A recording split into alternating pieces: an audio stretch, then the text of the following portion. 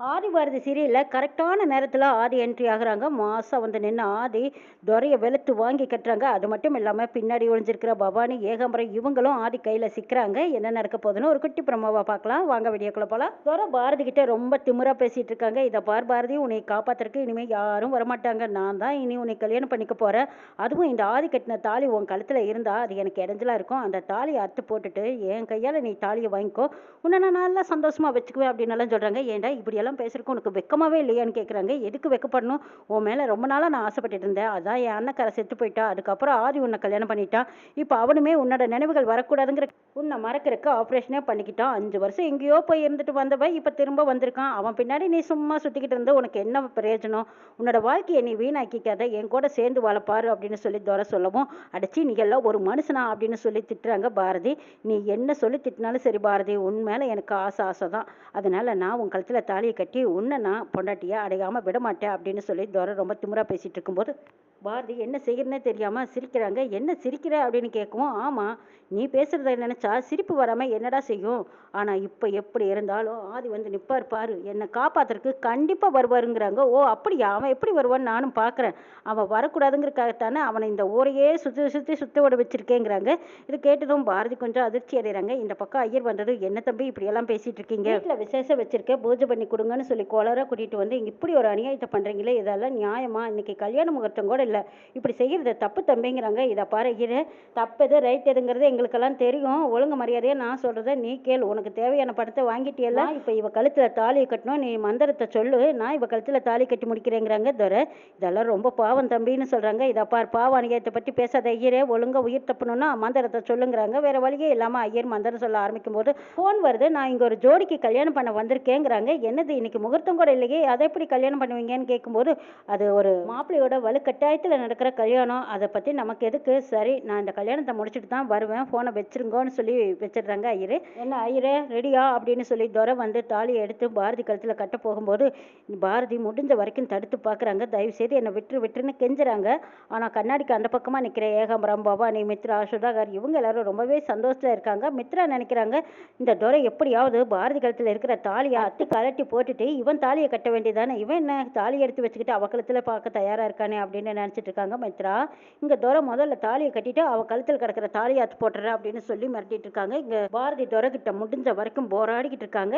பவானி நினைக்கிறாங்க, இந்த பாரதி இல்லாமல் இருந்திருந்தானா ஆதி வரவே மாட்டான், அதுக்கப்புறம் ஆதி சொத்தெல்லாம் நம்மளே ஆட்டையை போட்டுடலான்னு நினச்சிட்டு இருக்காங்க. ஆனால் அந்த நிமிஷம் அப்படியே எல்லாம் தலைகீழாக மாறுமுன்னு யாருக்குமே தெரியல. இன்னும் ஒரே நிமிஷம் 2 நிமிஷம் அடடா ஆக டென்ஷனாக இருக்குது. இந்த துறை எப்போ தான் தாலியை கட்டுவான், பேசிக்கிட்டே இருக்கானே அப்படின்னு இவங்க எல்லாரும் டென்ஷனாக கண்ணாடிக்கு அந்த பக்கமாக நின்று வேடிக்கை பார்த்துட்டு இருக்காங்க.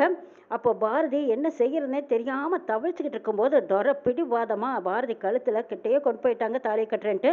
அப்போ தான் ஒரு கட்டை ஒன்று கை மேலே வந்து கலோர்னு விழுகுது. துரை கை வலிக்க அப்படி தாலி கீழே போட்டுட்டு திரும்பி பார்க்குறாங்க. அந்த பக்கம் பார்த்தா ஆதி வந்து நிற்கிறாங்க. பாரதியோட முகத்தில் அளவில்லாத சந்தோஷம். அப்பா ஆதி என்னை காப்பாற்ற வந்துட்டாருங்கிற திருப்தியோடு நிற்கிறாங்க பாரதி. ஆதி வந்ததும், என்னடா நான் கொடுத்த அடியெல்லாம் உனக்கு மறந்து போச்சா? எனக்கே தெரியாமல் பாரதியை கடத்திட்டு வந்து பாரதி கழுத்தில் தாலி கட்டுற அளவுக்கு உனக்கு துணிச்சல் தைரியம் வந்துருச்சான்னு கேட்குறாங்க. நான் பாரதி கழுத்தில் தாலி கட்டுற விஷயம் உனக்கு எப்படி தெரியும்? நாங்கள் இங்கே இருக்கிற விஷயம் உனக்கு எப்படி தெரியும் அப்படின்னு துரை மேலே கேள்வி கேட்குறாங்க. டே எல்லாமுக்கும் ஒரே பதில், நீயே தாண்டா என்னை வரவழைச்சிருக்கீங்கிறாங்க ஆதி. இதை கேட்டதும் துரை தூக்கி வாரி போடுது. என்னது நான் தான் வரவழைச்சனா? இவ்வளவு பாதுகாப்பு வச்சு உன்னை எங்கெங்கேயோ விட்டவன் நான் எப்படிடா உன்னை அங்கே வரவழைச்சிருக்க முடியும்? ஒழுங்கு மரியாதையா நீ சொல்லுன்னு கேட்குறாங்க. துரை அப்படி சொல்லணுங்கிற அவசியம் கிடையாது. ஏன்டா செய்யறதெல்லாம் மொன்ன மாதிரித்தானோ? பாரதியை கடத்திக்கிட்டு வந்து தாலி கட்டுற உனக்கு நான் நீ கேட்குற கேள்விக்கு பதில் சொல்லணுமா? உன்னை இப்போ என்ன பண்ணுற பாருன்னு சொல்லிட்டு நல்ல துரையை அடிச்சு வெளுத்து வாங்குறாங்க ஆதி.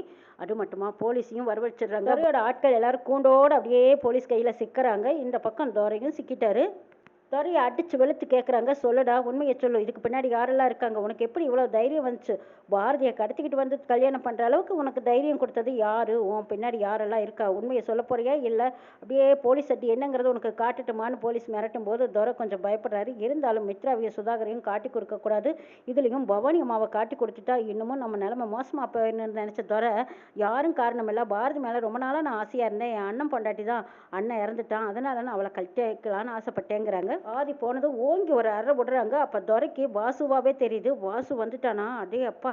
வாசு ஒரு ரூபத்திலேயே இருக்கானே இந்த ஆதி, இவன்கிட்ட எப்போ பார்த்தாலும் அடி வாங்கியே சாகுறமேன்னு நினைக்கிறாங்க துரை. இன்ஸ்பெக்டரோட பங்குக்கு அவங்க 4 அடி போடுறாங்க. என்னடா பாரதி 2 குழந்தைக்கு தாயா இருக்காங்க, அவங்கள தனியா கடத்திக்கிட்டு வந்து இப்படி கல்யாணம் பண்ண நினைக்கிறியே, பண்ற அராஜகத்தை யாரும் கேட்க மாட்டாங்க நினைச்சியான்னு சொல்லி மறுபடியும் பலார்னு அறையிறாங்க. இனிமே உனக்கு கல்யாண ஆசையே வரக்கூடாதுன்னு சொல்லிக்கிட்டு பக்கத்துல இருந்த கான்ஸ்டபிள் முதற்கொண்டு எல்லாரும் ஓங்கி உரம் கொடுக்குறாங்க. அது மட்டுமா துரை அடியும் வாங்கிக்கிட்டு அப்படியே ஆதியை முறைச்சிட்டு போறாங்க. முறைக்காதடா, போட முதல்ல, உனக்கு மாமியார் வீட்டுல விருந்தோட வரவேற்பு காத்திருக்குது போ அப்படின்னு சொல்லி ஓங்கி ஒரு ரத்தம் கொடுக்குறாங்க. ஆதி துரை அப்படி முறைச்சிட்டு போய்கிட்டு இருக்காங்க. போடா செத்த அப்படின்னு சொல்லி அனுப்பி வைக்கிறாங்க. இந்த பக்கம் பாரதி கிட்ட வந்து ஆதி கேட்குறாங்க, என்ன பாரதி நீங்க எப்படி இவன் கையில சிக்கினீங்கிறாங்க. நடந்த விஷயத்த சொல்றாங்க. பாரதி அடே அப்பா, எவ்வளவு பெரிய சூழ்ச்சி பண்ணியிருக்கான் பாத்தீங்களா.